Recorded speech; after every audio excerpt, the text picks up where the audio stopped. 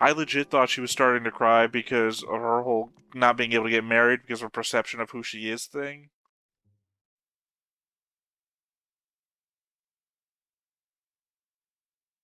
Hey everybody, Theta here, back into the Stone Face Reactions, obviously, Mushoku Tensei. Before anything else though, I have a series of comments to get through. First is Sin and Lurd. I'm assuming that's how you say your name. Maybe it's Sin and Lurd? Whatever, let me know. From the episode Slow Life in Doldea Village.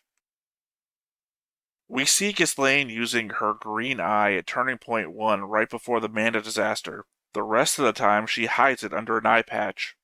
I don't know if it will ever be explained, but she was born with a demon eye that makes her see mana flow. It's the same Kishrish. The demon girl, sorry, I'm never going to say her name right, so I'm going to avoid it, uses on Rudeus upon meeting him for the first time, exclaiming, "What is this? Disgusting!" As a child, Ghislaine could not control her eye, nor did she have someone to explain it to her. Seeing the mana flow all the time drove her mad, which explains her violent outbursts. I guess that's one of those things that if. Well, I have very little excuse here, having watched that episode twice now, and by the time I watched it the second time, I knew about Demon Eyes because obviously I'd seen Rudy with the Demon Eye, I'd seen the Demon Girl with the Demon Eye. Never thought once to look at Ghislaine's eyes, especially the eye patch thing. And I've stated this in Jujutsu Kaisen a number of times. Kenpachi being my favorite character, although I guess at the same time, Kenpachi having his regular eye under the eye patch didn't mean anything, because that eye patch was meant to literally weaken him by devouring his spirit energy. So I guess not technically even close to the same thing. But I guess twice now I've seen that scene. Never thought to look at her eye. I don't know. Maybe some other time I'll go back and I'll take another look. Unless she had her eye patch on during the time, in which case I never would have known, which would explain both of those things. Either way, I guess I just attributed to her supernatural speed at trying to save them as to her level of swordsmanship, right? So, yeah, if it's true, good point out. If it's not, bad point out. I don't know. I'm just assuming it's true right now, though. Next up, Apollo Carino from Family Squabbles. Rudy was at the center of the Mana disaster. At this point, he doesn't know how big the teleportation incident was. At the first episode of the second core, the group of Roxy just arrived at the Demon Continent, and they were rushing there to be able to find survivors in the Demon Continent. So they could be the ones who first gave information about the teleportation incident to the Demon Continent. If you remember, Rougeard had to be smuggled in to get out of the Demon Continent, and Rudy prioritized getting them back first, so he never went to the guild in Zantport, so Rudy never got any information about the Mana disaster.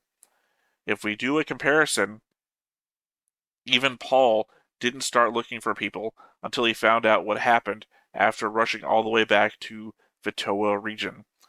So even he needed information about it before starting to move, and he had sorry, screw that one up. And he even had the knowledge that the Mana disaster was big enough to reach all the way to Bueno Village. For me, Paul has nothing to stand on to blame or guilt trip Rudy in regards to the Mana disaster. It doesn't matter if you say he's technically an adult, if he never got any information about it, how is he supposed to act about it? I guess the disagreement I have there is that he was in it, so he has first-hand information about what it did. Sorry, I kind of transitioned there. The thought process I think I had at the time was that he was never curious. I mean, I get what you're saying, that he is focusing on the element of gotta get Eris home, and that has been his priority, but the act of going out of his way to do all of these other things that he had to then be educated about not being so great. Like if we hold back a little bit, these kids will find out how powerful we are. Oh, kid just died. You know, there's elements along the way of him having to learn things experientially, which kind of just, it feels like Rudy, from the moment he was teleported to the demon continent, has just been falling downhill, right? He never really got a moment to figure things out, and that he was just figuring it out in the tumble downhill that he was in. But there is undeniably an element that he never did think about anybody else, in that we are in his mind. So he didn't think about his family and how his family might be. And conversely, we know how far away he was from his home, in that we've seen them ride from his house to that tree or that field uh, a number of times. So if he had any concern at all about how big the blast may have been to how hard it might have affected the area he lived in, it just there's elements here that feel like Rudy could have thought about it, and we know that he didn't think about it because we've been in his head this whole time. So it's a lack of concern. I don't know. I guess I can see this from both sides. I'm not going to hard argue what I said before as being right, because obviously I can be wrong. The show is mainly about people and how they interact with one another, how they learn and grow with one another, and the situations that change them in their environment. So obviously, I think focusing hard on how somebody was during any element of their life is probably anti to the message of the show. So not really worth dwelling upon. Thank you for your opinion, though. Obviously, I've said what I said in the past and whatever I fumbled about saying here, but much like you would with Rudy, don't take my words as like 100% carved into the stone, right? I can learn just as much as Rudy can learn. I just don't have the same problems. I have completely different problems. And I guess just as a reminder, I do these solo reactions on Friday mornings, Eastern Standard Time, 11 a.m. EST. So if you ever want to directly interact with me while I'm doing them, that's where I am. Specifically, like with this show. And I'm saying that specifically because Alex is here in the comments telling me that it's true about the eye thing. So go ahead. You were right. And we got one last comment here. Katra-chan from Family Squabbles.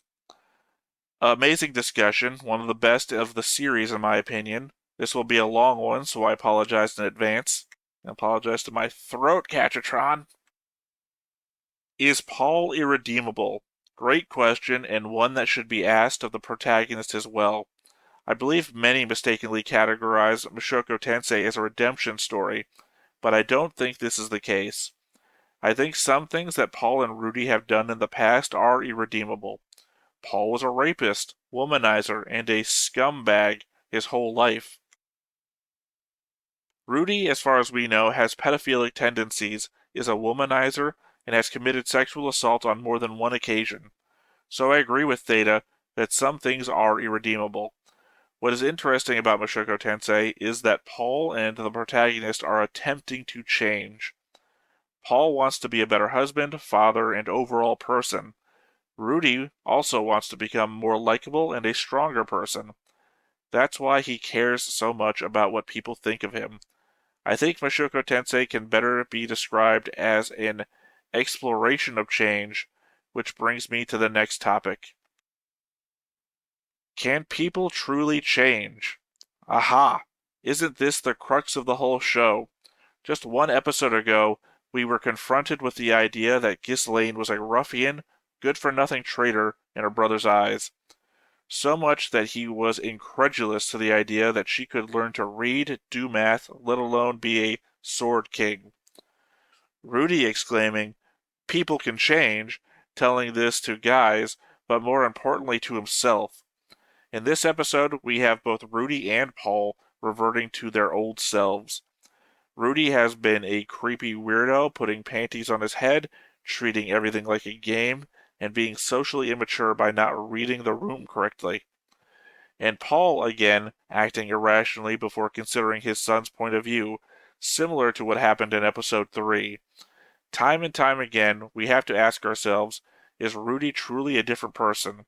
Or is he just pretending and will revert to his old self if things go wrong? I love this part of the discussion because both of you are correct, and it is a deep philosophical question of human nature of whether people are really capable of change. Let's see.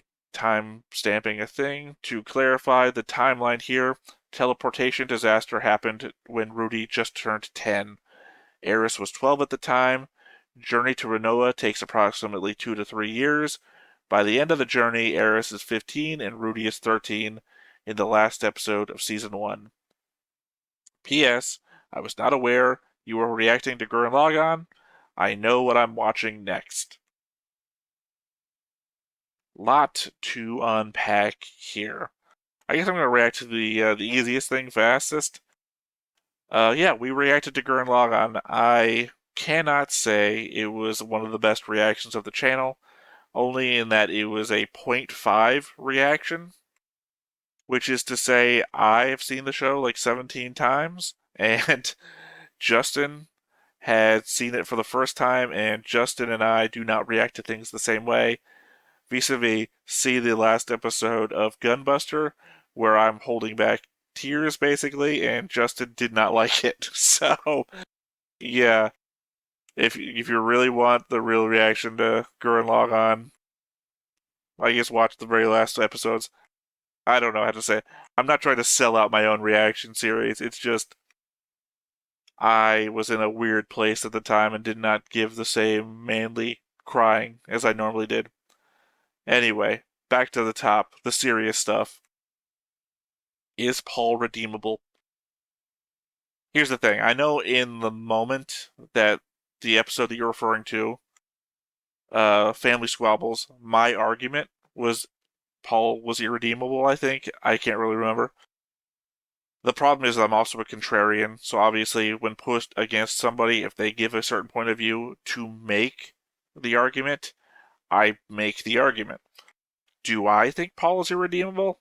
Of course not. No one is real. Well, I can't say no one is irredeemable. It is all based on perspective, right? At the end of the day, do you think that a rapist can be redeemed? I would have to argue that the strongest argument about can a rapist be redeemed would be to the victim, right? If Paul really wants to be redeemed, he can put work in, he can put the effort in. At the end of the day, can he be forgiven? That would be up to, again, his victim. It's hard. It's hard to tell. That is like societal concerns against real concerns of like, will he do this again? And it doesn't seem like Paul is the same person that's being described by the victim. And obviously, the victim seems to have forgiven him, if not kind of put him in the inverse position. Well, I don't know. I can't say that she put him in the inverse position. She didn't rape him. She just seduced him into a position that, knowing his tendencies, would put him into a problematic position, which he capitalized on, which then makes you wonder, did Paul change at all? In that he saw an opportunity with a woman that wasn't his wife, and he took it. Oh, I guess it is a deeper question than I even wanted to start on. I was just going to like cover my own thoughts about what I said before, but apparently I'm back to asking myself again, is Paul redeemable?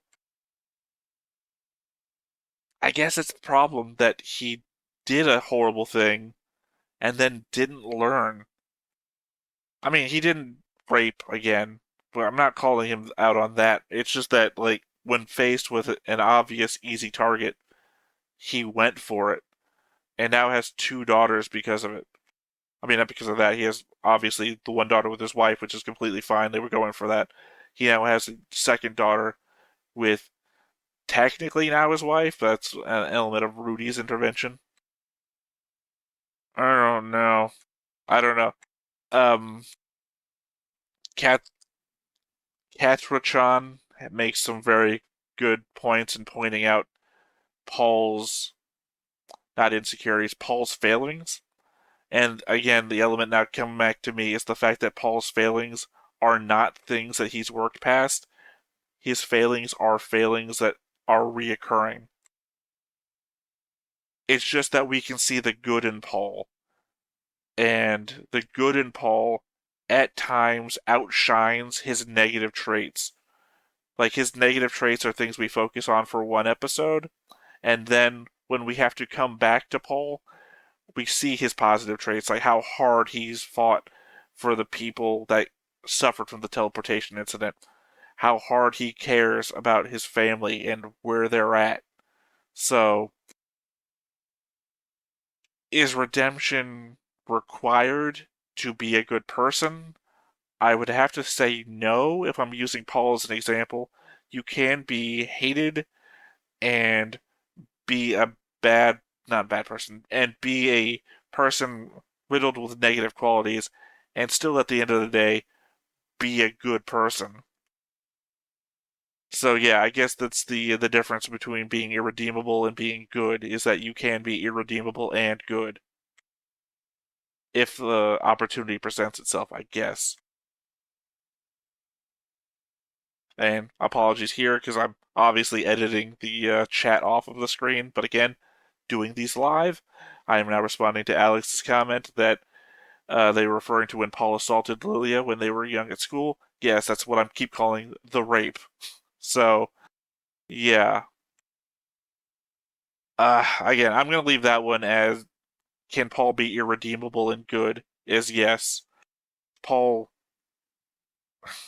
again, it's an element. It's like when somebody says they're going to quit smoking, right? And then they pick up smoking again. Did they really quit in the first place? People would say yes, because they consider the time where they stopped smoking to have been quitting, and then you've just fallen back on a habit. Paul is irredeemable in that we've never consistently seen him stop his negative traits. He always falls back on them at some point, and the problem there is that you would only ever say that he really stopped when he dies, because that's just how that works sometimes. You only quit if you quit for good, and the only proof we have that you quit for good is that you fucking die at some point, and then you actually quit, because you can always relapse at some point. So that Paul ever did anything to begin with, and then he did it again, or fell into any of his negative properties, indicates that he is not completely redeemable. But that doesn't make Paul a bad guy. He's still a good person because, as I pointed out at many times throughout his life, those good qualities outshine his negative ones. Which I don't know what that represents. If there's a word for that, then just know that I'm too dumb to think of it in a moment. But yeah. And second topic, can people truly change? Yeah. I mean, the disagreement I have with your point on can people truly change is your indication that Rudy is pretending and not actually changed, because there's a difference between doing what you want to do and doing what society tells you, and then only doing what society tells you because you know society thinks it's wrong, versus your belief in something being wrong. In which case, Rudy, if that was the case, I'm not going to pull out specific examples here. Every time I do, something I find that is reprehensible after and have to edit out of a conversation. Um, if Rudy truly believes that what he does is right and that society is saying something's wrong that he thinks is right, then yes, he'd be pretending. But I have to think that Rudy has enough not self-interest. Self-interest would be the negative thing here. Rudy has enough peace of mind to acknowledge what is wrong is wrong. I'm saying that now, but then the whole slavery thing comes back to my mind, where he doesn't acknowledge slavery is wrong and then participates in it just because society says it's right. I don't know. That goes into a whole different spiel of personal belief versus societal belief and what you cave to and what you don't. Like, I know the argument has been made in the show, or rather by comments of the show, that slavery is accepted in this fantasy world, and thus Rudy is beholden to what society says is acceptable. And then all I can think of is like abolitionists in the real world that when slavery was not acceptable, they fought against it because personal belief of what is right and societal belief of what is right don't have to be the same thing. And at the same time, that's not what we're talking about here, so I apologize for going off on a side tangent, realizing that I was about to bring up the exact thing that people hated me bringing up before when it came to that episode. All right, we're gonna slight tangent here again for Alex's comments in the live chat. Do you think that a character is redeemed even when they have died and reflect on their life in the afterlife, or does the character have to do so when they are alive to be considered redeemed? I mean that is a whole thing in itself, isn't it? Because that one depends on what you believe as the afterlife, right? Because in that case, you can't. Oh, Jesus. I don't know. Alex, have you ever watched The Good Place, where the entire basis of the show is how you were judged after you die? And if you can even be judged after you died, is the state of your entire existence that of which you lived, or can you change yourself after you died to then become better than you were? Is the point of the afterlife to become better, or to be judged on how you lived? Right? There's so much in that question itself. And also, you know, it suggests that the afterlife is a thing. So I guess the idea is there has to be a thing in Mushoku Tensei in that God keeps bringing his spirit back to a place where he looks like he did when he died, implying that's the same spirit, in which case has to be a thing. I have to I guess. Um, but I think to answer the second part, do you have to be alive to be considered redeemed? Yeah, I think. Here's the problem: is I often have these conversations with lessons, right? Where lessons will say that I'm wrong, and we'll have a long conversation, and it proves out that my definitions of words are what fails me, and that I think one thing means a different thing. In this case, I use the word redeemed to be how others perceive you, right? You cannot redeem yourself. I feel like I'm saying something wrong by saying that out loud. My first thought on the subject is that you cannot redeem yourself in that, or you can. I'm sorry, these are obviously off the top of my head thoughts, so I'm not even really trying to parse them out. I'm just realizing that every thought I have on the subject branches into like 100 different thoughts. Redeeming yourself by yourself is only a peace of mind situation. You can only make yourself feel better by proving to yourself that you are not the piece of shit that you thought you were. Is that really redemption? Maybe. But otherwise, my concept of redemption is that when other people realize that they aren't who they thought you were. Sorry.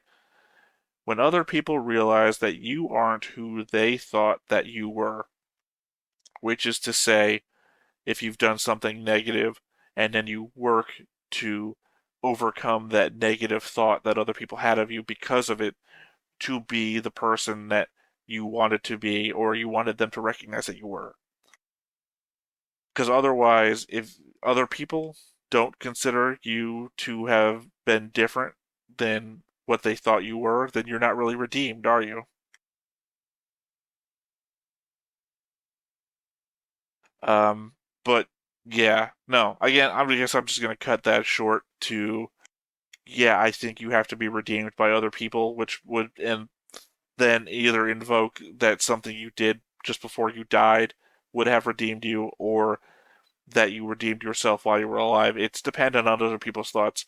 Redemption is a social construct, right? And that doesn't devalue social constructs. We live in a society, as the Joker once said, which implies that we are beholden to our relationships with other people, and thus redemption is just one of those elements of relationships with other people. Unless you're considering once again a unknowing other being in the sky as some sort of something that's going to judge you, in which case that's just an element outside of the bounds of what I'm talking about. Otherwise, what else were we? Sorry, back to the comment. Can people truly change? Yeah, people can change. That's what my problem is with the element of is Rudy uh, acting. If you're acting, then you haven't changed. Does that preclude the possibility that you could change? No. If you're just acting, then I mean, does that mean that you've changed? No, I mean it doesn't mean that you've changed, but it also means that you recognize the change that you should be making. You could possibly, if you want to be generous, consider that an act towards being the change that you want to see. But as you said in your own comment, and again, this is back to Katrichon, um, we've seen Rudy fall back on the things that he wants to change but hasn't, which might imply that he is acting as you're saying, but I don't think he is. You can try to change and fail, and then keep trying to be the change that you want, to be the person that you want to be. I've been in that situation plenty of times. Um, Back in the places I used to work, I would go and apologize for being the person I was yesterday and explain how I wanted to be better than that person, but failed. I mean, I understand that apologizing isn't itself a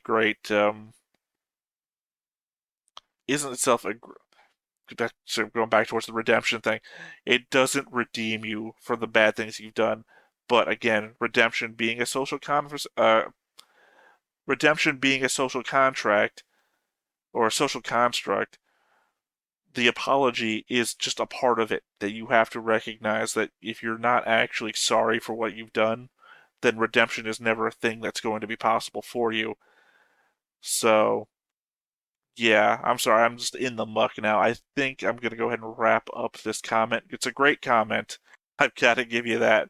It's just, there's so much here that I would be doing a 2 hour episode by myself, which not horrible. It's just I know where that would end up, and that would just be going on circles, giant circles of topic opener, me thinking for a bit, saying a thing, realizing that applies to a different topic, saying that topic opening again, back. I'd be here for all day, and we would actually get nowhere. That's why when I have co-hosts, they just stop me in the middle of stuff. Anyway, yeah, once again, great comment. Post more, man. I'm here for this. Anyway, next up, I want to show you the board. Not specifically for anything that I've done to it. This is my attempt to update the board back to current, I guess. As always, oh god, yeah. If you guys remember, I can't remember if the original board was black, gray, or white. My problem is I'm realizing my vision is getting worse as time goes on, and I can really only make out the grid work on the gray boards now. That's why all the current boards are gone gray. But yeah, orange means teammates, that these people were in a team. That's why even Geese is up here to Tallhand, Elenise. Who else was in your team? Paul, Zenith, and Ghislaine. That's why those are all together. Green means allies, friends, etc. Blue means family. So yeah, I got Batagati here with Demon Girl, whose name I'm never going to say right. Sorry, bless me, I was holding a sneeze. What else? We got white for unknown relationships, which isn't to say that they don't know each other. It's I'm not confident enough to say if they're enemies or friends, or if they have a more complex relationship going on. I usually represent that with white. Red is obviously either enemies or I killed this person. And of course, for more complicated relationships such as that, I have arrows. Just as like Zenoba and Pax here, they have a blue line representing the fact that they are related, but you also have a red line from Zenoba towards Pax to indicate he sees him as an enemy. I guess more specifically because Rudeus sees him as an enemy, and Zenoba is a follower. Other than that, obviously added the school kids. Um, I think the last time this board was up, the season 2 core 1 characters weren't on there, so they're there now. But other than that, what I'll probably do. Sorry, I did realize I forgot to put Genius Half-Ass, connect him to a bunch of the characters he spends some time with, which would be mainly Sylphet and Rudy. Other than that, though, I think what I'm probably going to do is take a copy of this and I'll put it into the silver chat on the Patreon.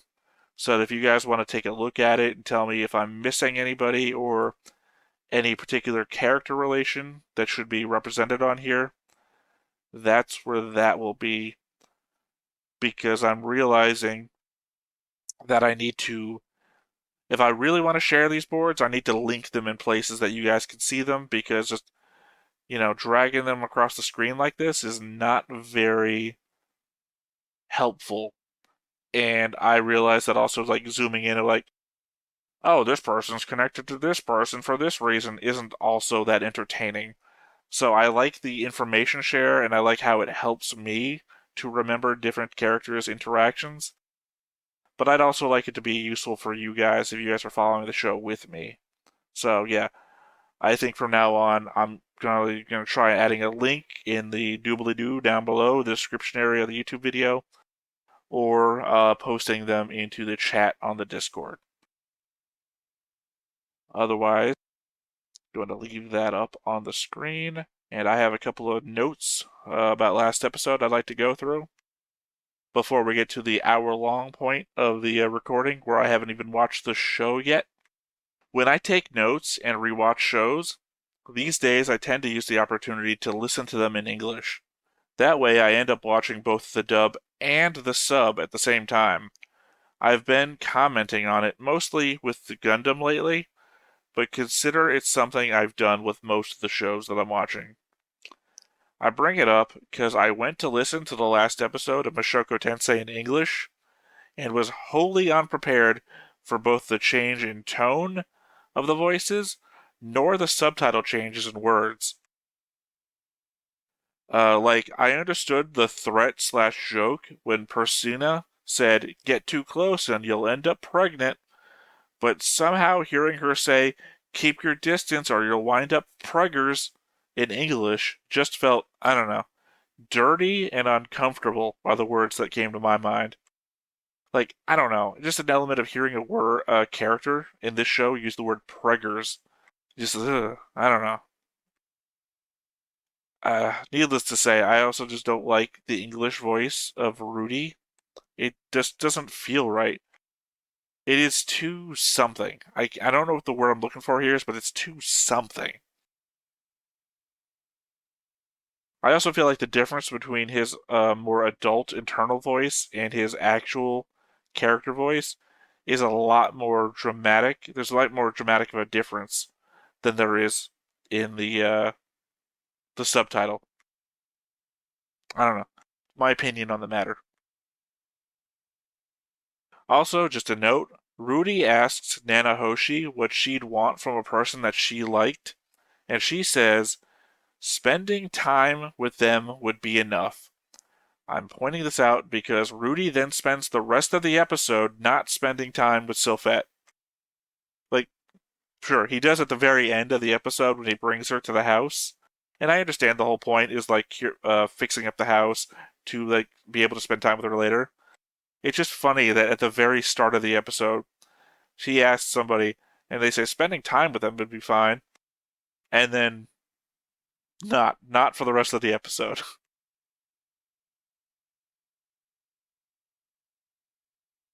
I still feel like the house thing has to be something from the perspective of those noble types Rudy is asking. Just the concept that vagabonds can't get married feels off to me. People like people that like to travel and not settle down, things like that. It just feels like Rudy asked what's traditional to get married, and Cliff and Zenoba both thought up what traditional married people have instead of what they need to get married. I mean, like I said, I don't know. This could be just an element of this fantasy world that instead of wedding rings, you spend the money on practical things like a house.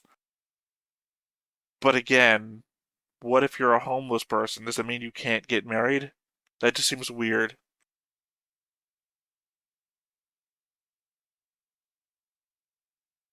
How did Zenoba lose to Persona and Lina? The golem slash doll thing mangled the original party sent to investigate the house and killed the house's former residents. It was a legit threat, and its method of attack was used in its entirety on Zenoba. Yet, when his prized statue got destroyed, these two beast girls somehow defeated him in a way that the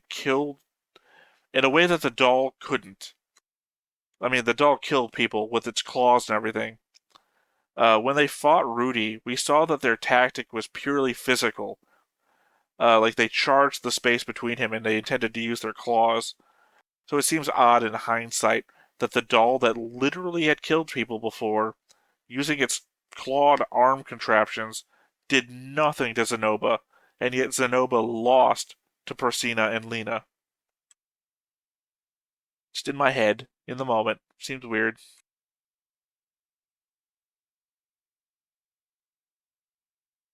I still think there is more to that doll than a one episode of investigation. The book had the makeup of a human anatomy in a side by side with the doll. That doesn't automatically make it insidious. No more so than classical artists hiding elements of human anatomy in their art, like the Sistine Chapel containing a human brain in its imagery. I believe there's a lot more of that in classical art that just doesn't come to me right now. It could have been a study of the body to inspire the creation of the doll and how to improve it or make it move. It just feels odd that the owner suddenly dies and this doll is there, though. So I guess I'm just anticipating more to do with the doll other than Zenoba making stuff with it, right? I would hate it to be just like this is how we're introducing the idea of dolls, more so than it being an interesting plot point of its own right. I know I become somewhat emotionless when reacting, as I'm focused on making running commentary in order to preserve my crappy editing method of leaving everything in. But I have to say, writing my notes and watching Sylvie and Rudy in the kitchen, when Rudy comes up behind her and hugs her, I could totally see one of those "this is how our lives will be together" moments. Specifically, Rem's speech from ReZero. saying how their lives together would be. Except this is actually happening. Either way, it really choked me up while I was taking my notes. I was like, I know how emotionless I seem while I'm reacting. And I know the channel is called Stone Faced Reactions, and there's a certain Italian guy out there in the comment section who loves nothing more than to point out how zero energy it seems to be going on here. But I just want to say, yeah, when I'm by myself, it really choked me up watching that scene. And my last thought here on Mushoku Tensei, well, until we get to the actual episode and are reacting to it. The one change I do appreciate in the English dub is that in the Japanese subtitles at the end of the episode, they just say, I promise to each other and smile.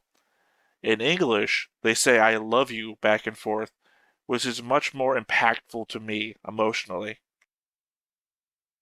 I appreciate that they say, I love you, more than giving a promise about what they're going to do in the future.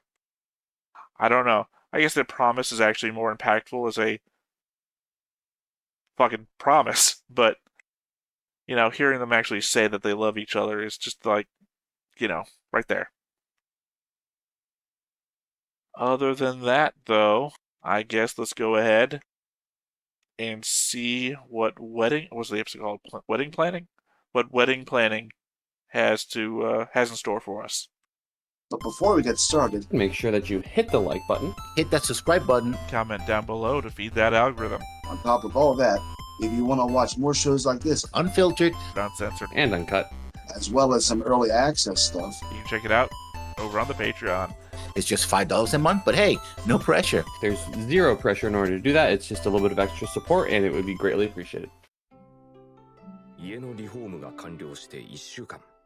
この世界では結婚して家を手に入れたら親しい人を招待して食事を振る舞うのが常識だそうだ。いわゆる披露宴だ。Again, if you're not well to do, you don't get married, it feels like. はい。俺の方はエリナ・リーゼ、ザノバ、ジュリ、クリフ先輩。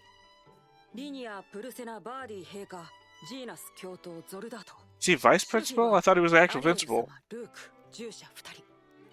パウロたちも呼びたかったが、距離的にしょうがない。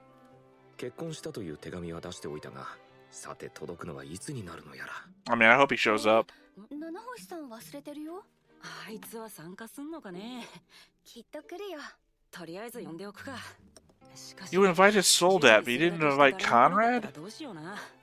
少なくともアリールさん。Conrad's the one who fucking told you about the school. それにリニアとプルセナも来るんじゃないかな。従属って格上からの誘いは断らないし。まあクリフ先輩も呼べって言ってたから来るか。僕としてはエリナ・リーゼさんは来てほしいかな。Yeah, Cliff has to bless the place. ちょっと聞きたいことがあるんだ。大したことじゃないんだけどね。Technique? エリナ・リーゼ。 Question and analysis on technique? あまり二人が喋るところは見たことないか。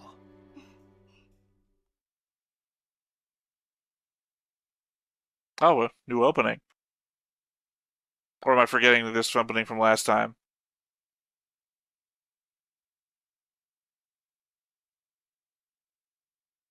Look, that was clearly Rudy as a baby in this world. And who else would be playing with his little baby digits other than Zenith? Leading me right back to, we've got to fucking rescue Zenith from wherever the hell she's at.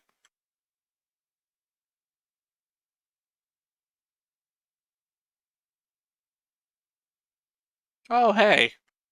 I guess technically they don't have anywhere to go, so if he has a home, he could bring his maid stepmom and maid stepsister with him.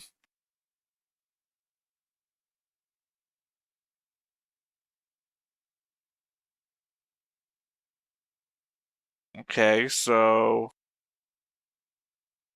I'm going to assume this is from the labyrinth, the teleportation labyrinth, and it's actually going to happen. Not super enthused by the fact it looks like Rudy and Paul were back to back in what looked like a graveyard. And that Zenith herself only gets like one scene in the opening.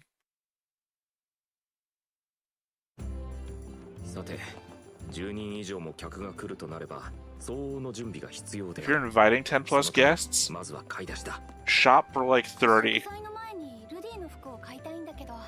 そうだな、愛着はあるけど少々みすぼらしかったな。じゃあ服屋に行こうか。シルフィー好みにコーディネートしてくれ。 God, I don't know. 任せて。 We've had Rudy in these gray clothes forever now. 魔術師用のローブを見せていただけますか？かしこまりました。お客様の得意系統をお聞きしてもよろしいですか？一応水と土になりますかね。でしたらこちらなどはいかがでしょうか？ That is 土系統でしたらこちらもいい。 snake skin? What is that? シルフィーはどんなのがいいと思う？これなんかいいんじゃないかな。ルディの今持ってるのに近い感じで。そちらはマタイリクラッキーラットの皮より作られたものでございます。デザインはカズラ、毒や You were eating those things. You could have made your own. 名は体を表すって言うし、これにするかな。はい、衣類の値段じゃないの来ました。いやー、さすがマタイリクの素材はお高い。名は太陽とおっしゃい I don't even know what number was shown そう there. ですが、お名前を伺っても。はい、ルーデウス・グレイラットと申します。なんとグレーラット家のお方でしたか。ルーク様には大変ごひいきにしていただいております。今回もお安くさせていただきます。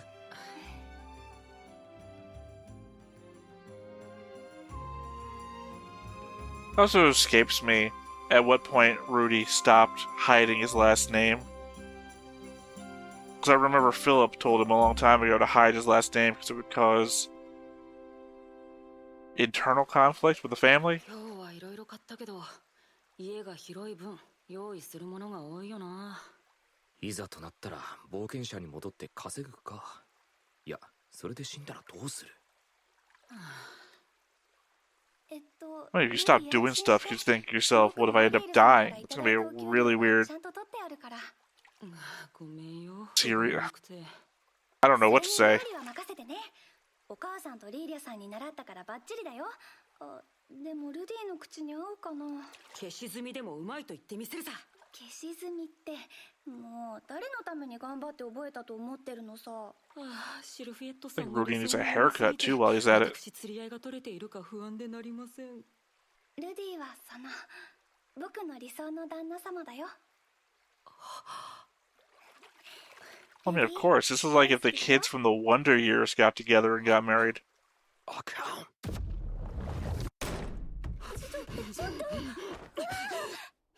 Don't throw her. もう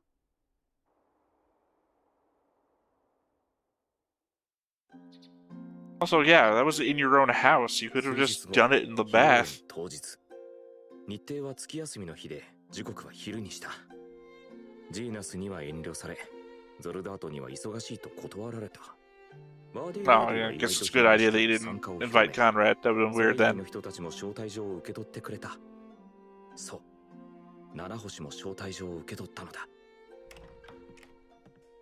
珍しいな、あの部屋から出てくるなんて。あなたが誘ったんでしょ。ま、今日はゆっくりしていってくれ。ポテトチップスとかも用意したからな。作ったの？お前のおかげで食用油が簡単に手に入るからな。What, implying people of this world wouldn't like potato chips?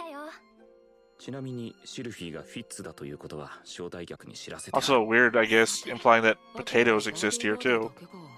1000年単位で生きている方は時間にルーズですのよ。1ヶ月後ぐらいに来ると思っていた方がいいですわね。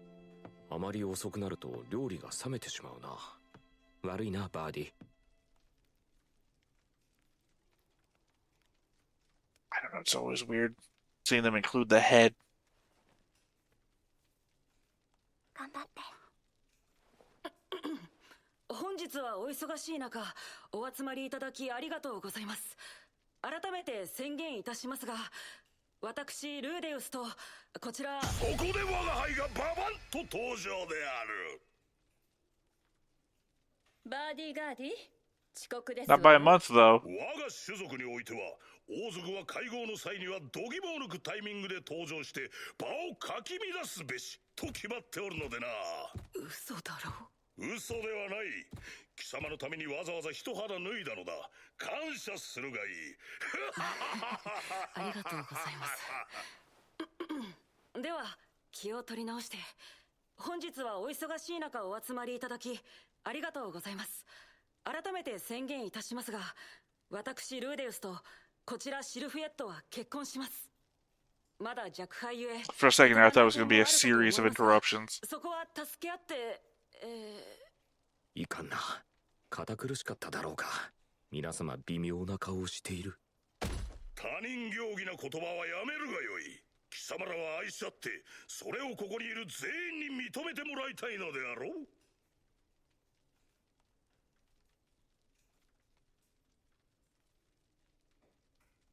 I guess not knowing what the standards of this world are, wouldn't know how to give a proper speech. まあなんだ。俺はシルフィーとやっていく。何かあったら力になってくれ。よろしく。よし、若き二人の行く末に乾杯である。乾杯! I guess there's also the element of this is a different society, namely Japanese society, writing about this sort of thing happening in a different world as being interpreted by another society.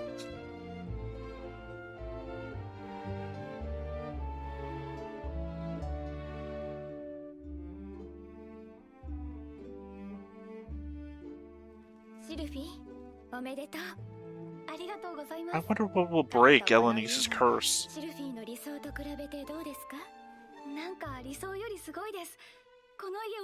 We broke Rougeard's curse over time. それはその子供ができた時でもうアリエル様ったらまだわだかまりがあるとは思うがよろしくやろうじゃないか。俺にはそんなもんはないんだが。ああ、よろしく。I mean, from Luke's case, it seemed like Rudy was just being ignorant the whole time, so... 改めまして師匠、おめでとうございます。ありがとう、ザナバ。奥方様、師匠の伴侶を男と見間違うなど、今までのご無礼をお許しください。Why did you only thank Zenoba? You didn't thank Juliet. 恥ずかしながら、俺も男だと間違えていた。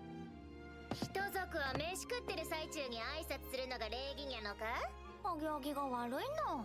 お前も食いながらじゃないか。二人とも来てくれてありがとう。それにしても、まさかボスとフィッツが結婚とはにゃ。フィッツはやっぱり女だったの。匂いでそうじゃないかとは思ってたの。でも、Yeah, I mean, that makes sense to me. そうなの。強い子供が生まれれば一族安泰なの。従属のスケール感で言われても困っちゃうの。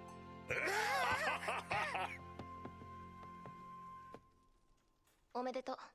ありがとう。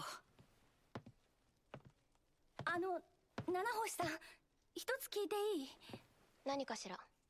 前にルディと七星さんが東京って言ってたよね。Investigation time. どういう意味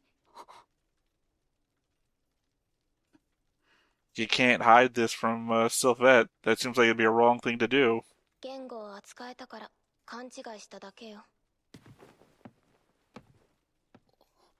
Is this something he can't tell people? I don't remember that being the case. 神よ、二人に永遠の愛と永久の繁栄を与えたまえ。僕にできるノリとだ。I guess at worst, wait until next time he sees Human God again and ask Human God if it's fine to tell Sylvette. But then I guess he'd have to tell a lot of people, which would be problematic too.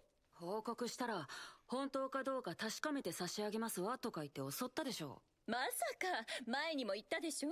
私パウロの娘になるつもりはございませんのよ。シルフィエットさん、おめでとうございます。ありがとうございます。あなたの幸福を心よりお祝い。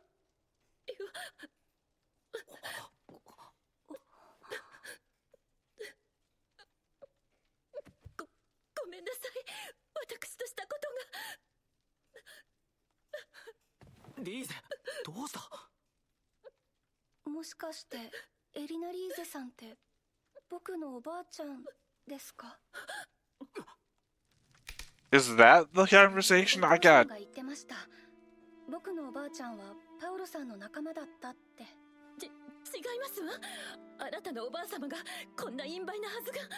それが原因でお父さんは大森林を追われ、結婚にも反対されたと聞きました。たまに話してくれた内容がエリナリーゼさんと重なる部分があったから、もしかしたらって。それはごめんなさい、急に。I did not see that coming. そういえばシルフィーの作ってくれたペンダントとエリナリーゼのペンダントが同じものだったな。言われてみれば顔立ちも。 Of course they had different names, because なんだ。 patriarchy being what it is. 2階の適当な部屋で休ませてあげてください。わかった。シルフィもその話は後で落ち着いてからでいいか。はい。ルーデウス、私はこんなですけど、そのロールズは普通の子ですのよ。もちろんその子供のシルフィーも。だから心配しないでください。エリナリーゼさんが原因でシルフィーと別れたりはしませんから。Yeah, your thing isn't your fault. God, the Elenise thing is something I've, like, ranted about for so long now. Her curse thing. こんな時に面白いことを言いますのね。I legit thought she was starting to cry because of her whole not being able to get married because of her perception of who she is thing. I did not see the grandma thing coming from... これでボスは名実ともに学校のボスなの。新学期が楽しみ That was a good little twist. I appreciate it. おいとまするわ。明日から実験よろしく。それと今度ここのお風呂入りに来ていい？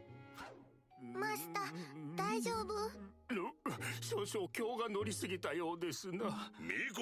I legit wish that at some point Juliet would just call Zenoba dad, because that's what it feels like that relationship is.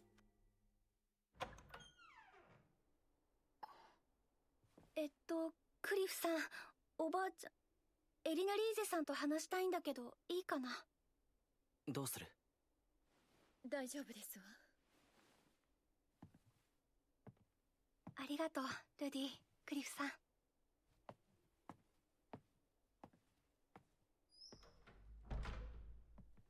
あの二人、大丈夫なのか？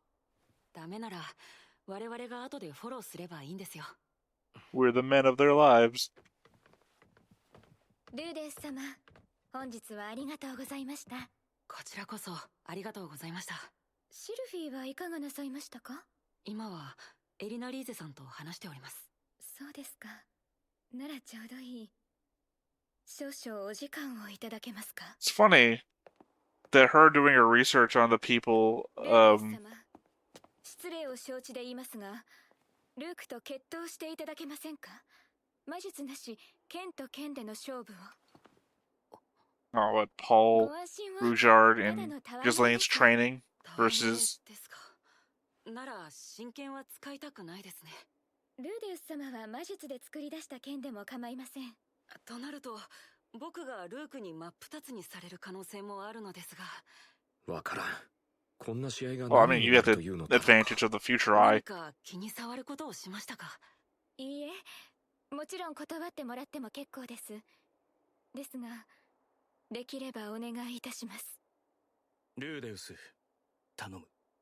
I was going to say, real quick, Alice's investigations into Sylphet's families and everything like that didn't bring up the grandma thing on her end.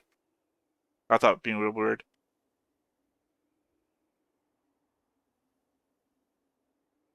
始め！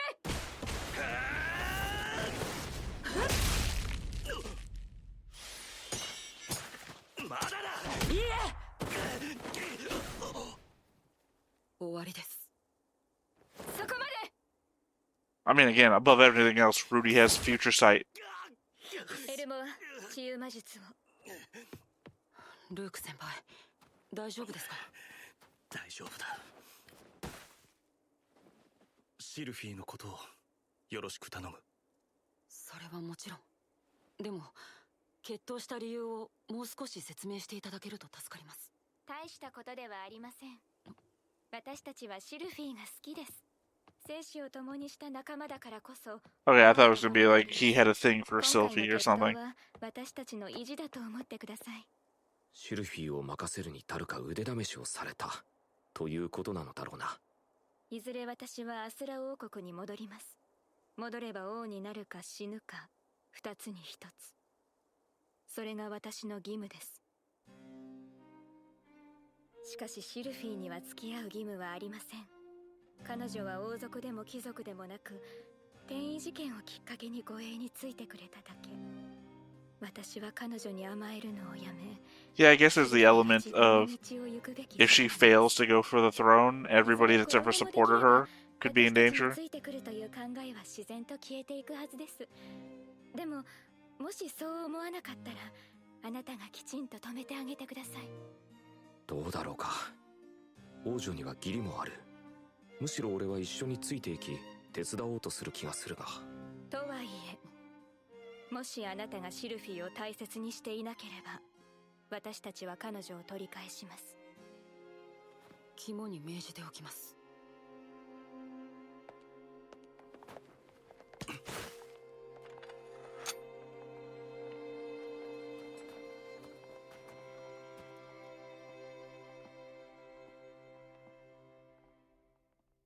I guess it's also good to know that in the ranking of things, Rudy is above Luke. 今お帰りになったよ。ルークがルーデウスにいきなり決闘を申し込んだんだ。でもさすがルーデウスだな。難なく勝利さ。そっか。まあこっちはそんな感じとして、そちらの話は終わりましたか？やはりエリナ・リーゼはシルフィーの祖母だったらしい。彼女は呪いと本来の性格でもってトラブルが絶えなかった。 So if Elenice and Cliff ever get married, that would then make them related. And if Cliff is actually the Pope, that crazy theory from way back シルフィー when. のことも一目見て自分の孫かひ孫だと分かったらしい。でも正体は明かすまいと考えていたそうだ。結局幸せそうなシルフィーを見て感極まってしまったようだ。ルーデウス、リーゼのことなんだが、正直彼女は僕が思っていた人とは違った。ほう。で、さすがに幻滅したか。好きな相手に実は子供どころか孫がいたんだからな。俺ならショックを受ける。リーゼは想像以上に思慮深くか弱い人だ。呪いは絶対に僕が直す。 Exactly. だが Even earlier in the episode, I was thinking how you lift the curse. あんな話を聞いて幻滅したりとかはしないんですね。幻滅するわけないだろう。何言ってるんだ。僕はミリス信徒だ。相手の事情がどうであろうと、僕の理想と違おうと、僕には僕を愛してくれる一人の女性を幸せにする義務がある。 Because contrary to how we first met Cliff, he's actually a good guy. Oh, it's almost like that whole question about if people can change or can be redeemed. 何でもお手伝いします。っていうか、僕とお前は友達だろ。敬語はやめろ。嫌です。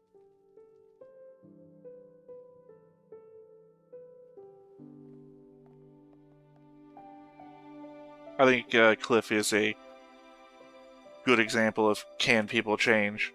Because obviously Cliff isn't acting. Also good. I think Sylphie would look better with her hair grown out. ルディにずっと好きでいてもらえるように頑張らないとね。なんだそのセリフ。泣けてくるんだけど。俺も嫌われないように努力しないとな。シルフィー、今日はお疲れ様。ルディもお疲れ様。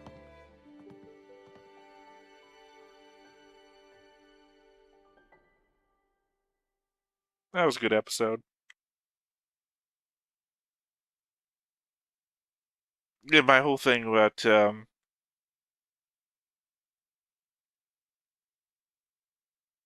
my whole thing about Elenice, I've stated before, is that I had no problem if she wanted to be a whore. I mean, even if she thought of herself as a whore, I mean, I didn't, but if she just wanted to be that way, that was fine. That was personal choice. But then they introduced it as a curse. And when you take it out of the character's free will, that's when I started having a problem with the scenario. because that, I don't know, that reads like an element of rape to me, is that you've cursed her to be raped in your eyes, and not a fan of that.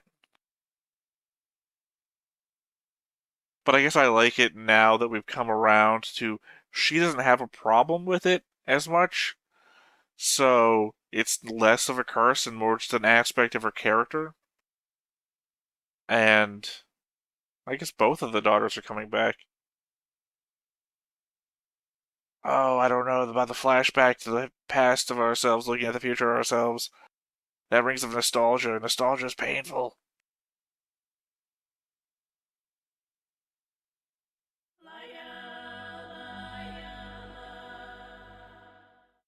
Yeah, unlike a wedding reception, I have no friggin' idea what a far can refer to.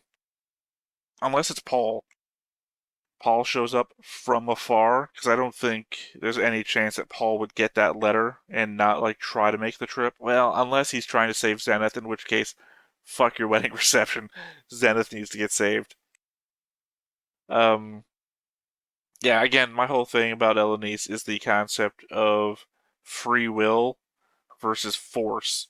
And I do not like the idea that she's being forced into this, especially something so vile as that if she didn't want it.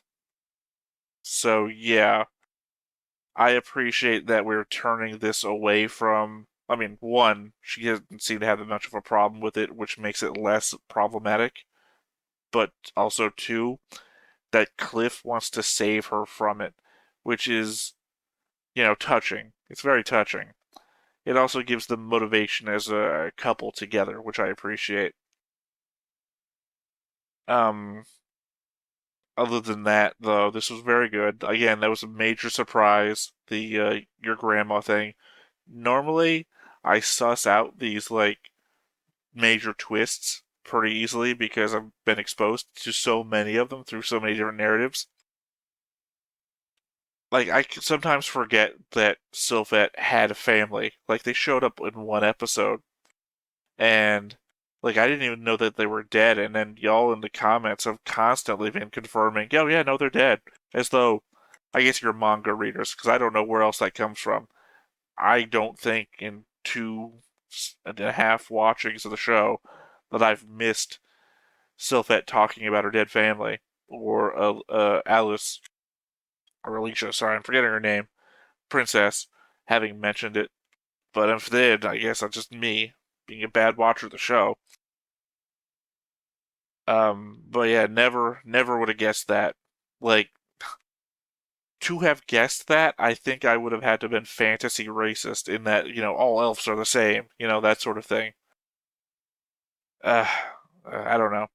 If you've seen our channel logo, part of Sylphette's little necklace thing that she gives Rudy is also part of our logo. So Mushoku Tensei is baked into our channel logo. Just keep that in mind as well. If you ever think that I don't like the show, or that I am emotionless to it, or there's any aspect that pushes me away from Mushoku Tensei, remember that I had it baked in to the logo of the channel. Otherwise, yeah, I mean, not much else to discuss about this episode in particular. The wedding reception, the fact that Maddie had to show up late as a matter of nobility of his family, fine. Normal people act like that in the real world. Nanaoshi showing up here. I guess that's the other element I forgot to bring up that I was talking about in the middle of the episode, right before I feel like the grandma reveal comes up. What stops Rudy from talking about the other world other than, I guess, the social implications? Like, what if, I guess, because there's the element of how much do you keep from Sylphette, the woman you love? Do you never tell her that you're actually from a different world? Because there is that element of it could ruin everything, right? I guess that would have to be a fear in the back of Rudy's head. like, if you tell Sylphette that you're actually 3 times as old as she is, mentally, because you come from another world, and you were a 35-year-old man when you fell in love with her, or, whatever the equivalency was. I'm not doing the math on the fly. But then you'd also have to tell your dad that, hey, I was old when I was born, and I'm not actually, like, physically I'm your kid, but mentally I'm the kid of a guy who gave up on his parents, didn't even attend their funeral. Like, there's so much to that I haven't even thought about until now. Specifically because it only occurred to me now from the how much do you keep from your wife, only from the element of that you're too tied together now, and this is actively something that's come up. Like, maybe he could have kept it from her forever, if not for the fact that Nana Oshi said, "Oh, you and me come from the same place," and now you're actively having to lie about it. Where at one point it was a lie of omission, and that you just never fucking mentioned it, but now you're actively lying about it. That you're letting her lie, and you're now lying on her behalf.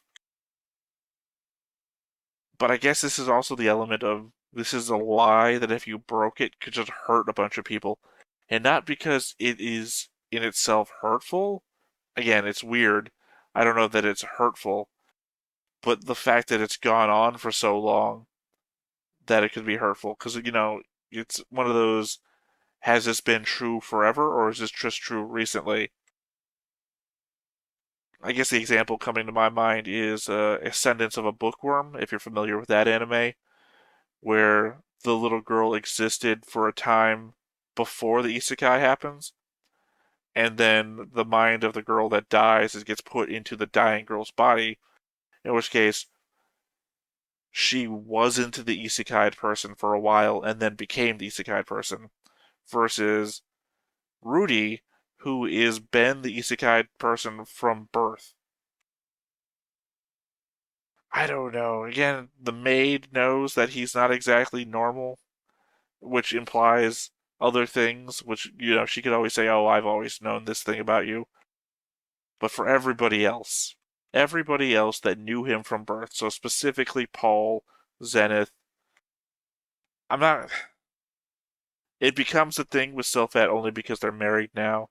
Otherwise, it's telling your childhood friend that you're not the person that they thought you were.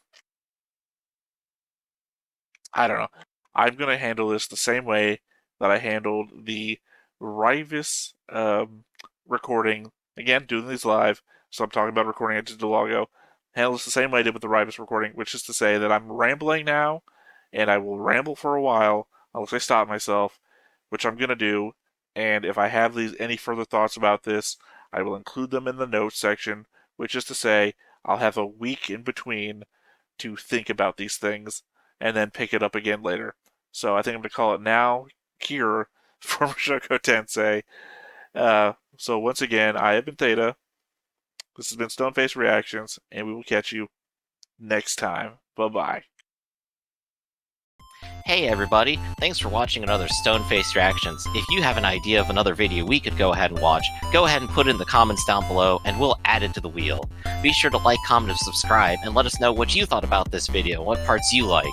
And until then, we'll see you next time. Is this too goofy?